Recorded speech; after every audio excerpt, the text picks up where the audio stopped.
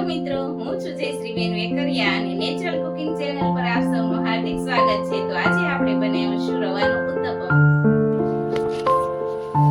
અહીં આપણે એક મોટા બાઉલમાં 500 ગ્રામ રવો લીધો છે, જે ચાળીને તૈયાર રાખ્યો છે મેં. અને સ્વાદ અનુસાર તેમાં આપણે મીઠું નાખીશું. ત્યારબાદ આપણે અહીંયા ખાટી છાશનો ઉપયોગ કરી રહ્યા છીએ. અહીંયા દહીંનો ઉપયોગ પણ કરી શકાય છે. દહીં હોય તો થોડું પાણી નાખવું પડે છે. છાશ હોય તો એમાં છાશમાં કંઈ પાણી નાખવાની જરૂર નથી. જો વધારે ખાટું લાગતું હોય તો તમે પાણી એડ કરી શકો અને સારી રીતે એને મિક્સ કરી દેવાનું છે. અને આ બેટરને બહુ પતલું કરવાનું નથી ને બહુ જાડું નહીં, એટલે આમ થોડીક છાશનું હોય એકદમ રવો ઓબ્ઝર્વ કરી લે એ રીતનું બેટર તૈયાર કરવાનું છે અહીંયા આપણે.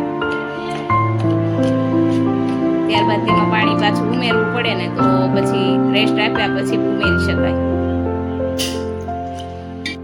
તો આ બેટરને આપણે 15 થી 20 મિનિટનો રેસ્ટ આપી દીધો છે. તો તૈયાર છે હવે આપણું બેટર. આપણે થિકનેસ જોવાની છે, એમાં પાણી ઓબ્ઝર્વ કરી લીધું છે. સારી રીતે આપણું બનીને તૈયાર થઈ ગયું છે. તો વેજીટેબલને આપણે કટિંગ કરી લઈએ હવે.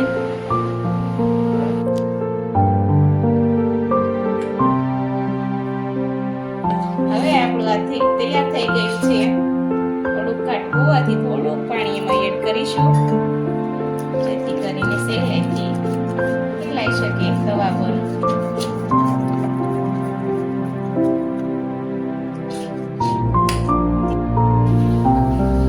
આ છે ખમણેલું ગાજર, આ છે ખમણેલું આદુ, કટિંગ કરેલું છે કેપ્સિકમ,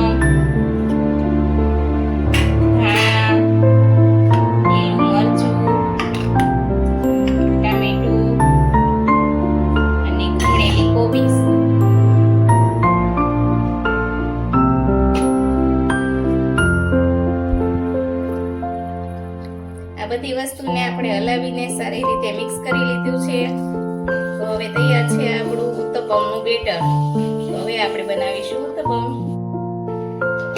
ગેસને medium two high slow flame ઉપર રાખીશું. ત્યારબાદ નોનસ્ટિક પેનમાં થોડુંક એવું તેલ ઉમેરીશું.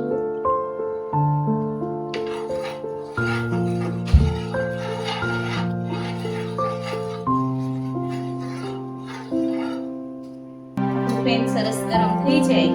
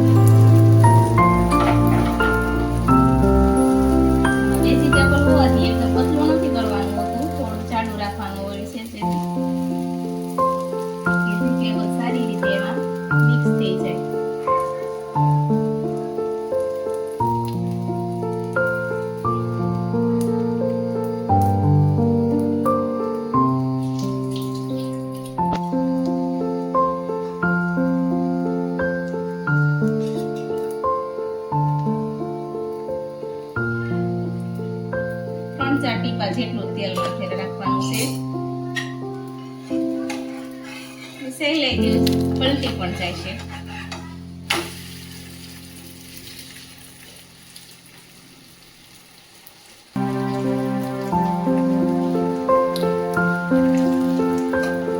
બાળકોને નાસ્તામાં પણ ખૂબ જ સારા લાગે છે.